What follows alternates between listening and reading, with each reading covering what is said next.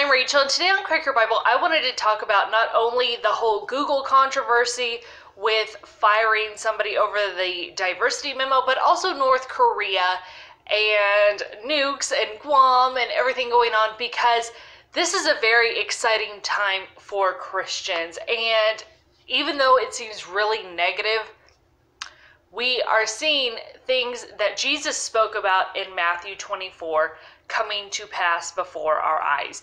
Now we know that before Jesus comes back, that a lot of negative things have to happen. People are going to be taking the mark of the beast. There's going to be wars and rumors of wars. There's going to be famines and earthquakes and persecution of Christians, and a lot of people are going to leave the faith. They're going to betray each other. They're going to hate one another. They are going to rat each other out so that Christians die. And we are seeing Bible prophecy happen right before our eyes, which confirms that the Bible is true. If somebody said something more than 2,000 years ago, and even farther back, we're talking like Genesis, we're talking about the book of Daniel, and this stuff is happening in our lifetime, you can put money on the fact that this book is true. Because how long did the Bible talk about that the temple would be destroyed, and then the peoples in Israel would be scattered, and then they're going to come back together, and there's going to be the nation of Israel? Okay, that happened in my grandma's lifetime. When my grandma was born, Israel did not exist. It had still been dispersed, because you had Israel, then it was dispersed after the Romans. We talked about this in my Sicarii Zealot video, which I'll link right up here. And then we see in the 40s, we see Israel become a nation. So obviously my grandma's still alive. So again, this stuff is all happening in our lifetime, the fulfillment of Bible prophecy. Now, one problem that I do see is that people want to put their trust in government leaders. Oh, we need a Christian leader in there. Or you have like Trump's pastor, or whoever spoke at his inauguration, Pastor Robert Jeffress, talking about how God has given countries the ability to do whatever, like carte blanche, you can do whatever. Not true.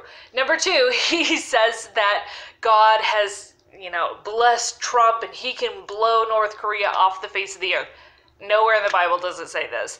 Now, let's get some backstory, because a lot of people want to put their trust in the government, and sorry, that just doesn't work, because the government is full of fallible human beings. Some people will be like, oh, this leader, he's a godly leader, he's going to save us from all of this rigmarole. Okay, I've lived through 6 presidents. I'm 29 years old, and every single president, even though they are from different parties, have all advanced the Antichrist agenda. And I know that's going to offend a ton of people. I mean, Ronald Reagan, his wife Nancy, was holding seances in the White House. Christian leaders don't have seances in the White House, okay? They just don't. And they don't marry people who have seances in the White House. You don't have people who are in Skull and Bones like the Bushes, or you don't have all of the death that surrounds the Clintons in every facet of their life, and human trafficking issues with children in Haiti for black magic rituals and all sorts of stuff. Obama has a very nefarious, kind of nebulous past, and then you have Trump. So people are like, oh, Trump, he's going to be the one that saves us. Absolutely not. For example, do you really think that having a Muslim ID card wouldn't be a precursor to the mark of the beast and setting people up for persecution? I'm not saying I dislike or like any of these presidents, but every single president we've had has advanced the Antichrist agenda, and we knew this was going to happen. We heard a lot of people talking about, oh, Trump is going to be the one to save us. No, we know that things are going to get worse and the Antichrist is going to come and then Jesus is going to set up his kingdom. We should want that. We should stop wanting to like put it off. Let's let somebody else deal with it, a future generation. Oh, my kids, their kids, their kids' kids, they can deal with the Antichrist, but I'm going to just live my best life in relative comfort and quiet celebrity. No! We want Jesus to come back, but part of that is ripping off the Band-Aid of going through all the garbage and the persecution that you're going to have to go through, and we see that beginning right now. We see that we have wars and rumors of wars. We have men who are of military age who are flooding Europe right now with no women, no children, and, you know, people are like freaking out. Yeah, of course this is going to happen. This is all part of the end time events. You're going to have wars and rumors of wars and people murdering people on the streets. That's part of the beginning of birth pains, and we see this right now. It's the same with North Korea.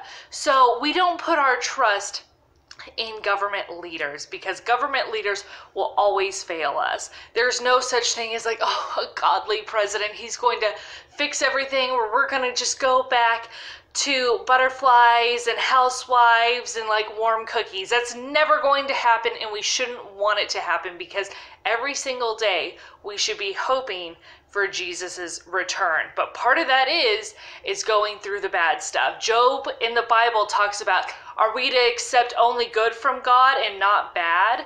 So we should be geared up. We should be excited that, hey, this stuff is happening in our lifetime, which means that the Bible is true. And if the Bible is true, Jesus is coming back. And we should stop wanting to hold it off. Oh, we'll let somebody else do it. No, I want to deal with it right now. Let's rip this Band-Aid off, because I'm ready for Jesus to come back. I'm ready for him to set up his kingdom. And that's how God always wanted it.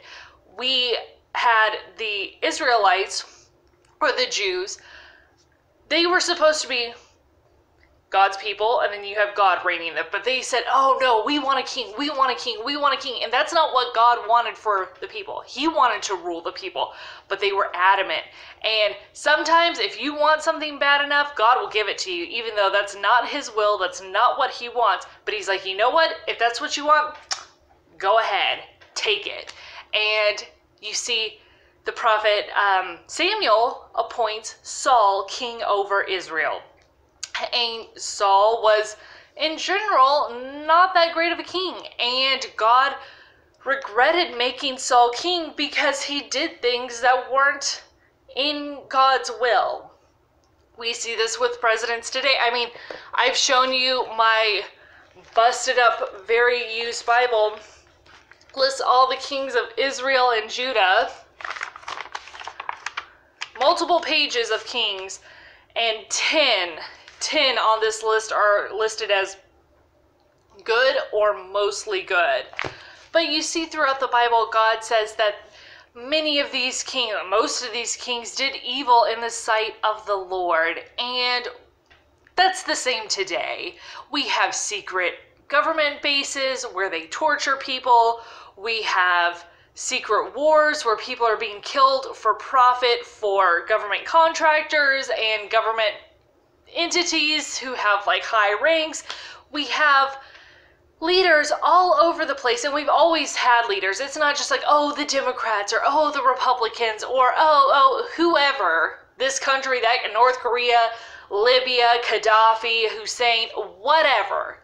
Every single one of them is advancing the agenda for the Antichrist. So don't be deceived. Don't think that, this is a godly leader and this is going to be the one that saves us. The only one who's going to save us is Jesus. And he's coming back, and we better gear up for it. So don't be afraid, because God tells us, don't be afraid. Do not be afraid.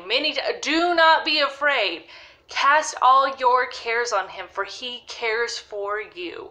We know that people are going to be persecuted. We know that the truth is going to be suppressed. We see that with Google right now.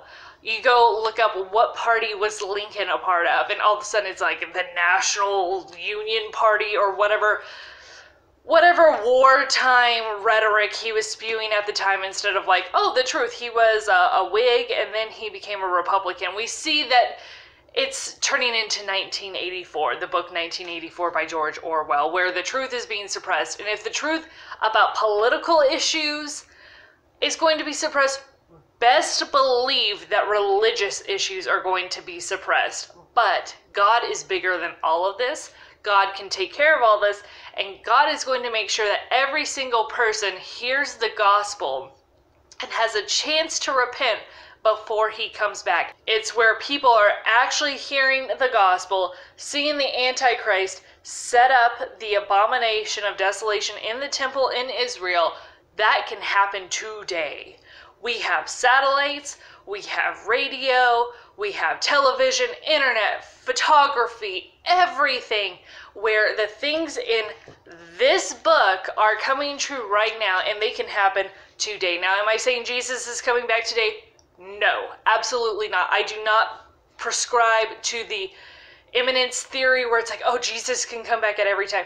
No, Jesus tells us these things have to happen first.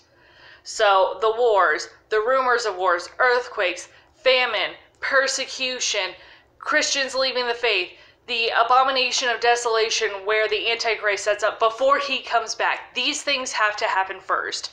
So no, Jesus is not going to come back today or tomorrow. That's not happening. The temple hasn't been rebuilt, but it could be. It could be built up very quickly. And because we've already talked about Fort Antonia, we don't even have to have some sort of Muslim, Jewish, Christian peace talk to rebuild the temple, because the Dome of the Rock is where Fort Antonia was. It wasn't where the actual temple was. So the temple in its original place could be rebuilt today. That is possible. Is it going to be rebuilt today? No. So I just want you to know that the things with Google, suppression of knowledge, persecution of the truth and Christians, you see this all over social media. And then the wars and the rumors of wars, this is all talked about in the Bible. So don't be afraid. Be excited. Yes, it's going to be scary, but we already read the back of the book. We won. We win. Jesus wins. And if you're with Jesus, you are on the right side of history, okay? So we see that all of this stuff from Genesis to Revelation is coming true in our lifetime. Don't be afraid. Get excited. Don't trust in politicians. Put your trust in Jesus, because you are never, ever, ever going to be able to fix spiritual problems with government actions. So put your trust in Jesus and get ready. It's going to be a wild ride real soon. I will see you guys on Monday, and I'd love for you to like, subscribe, and share, and I'll talk to you later. Bye.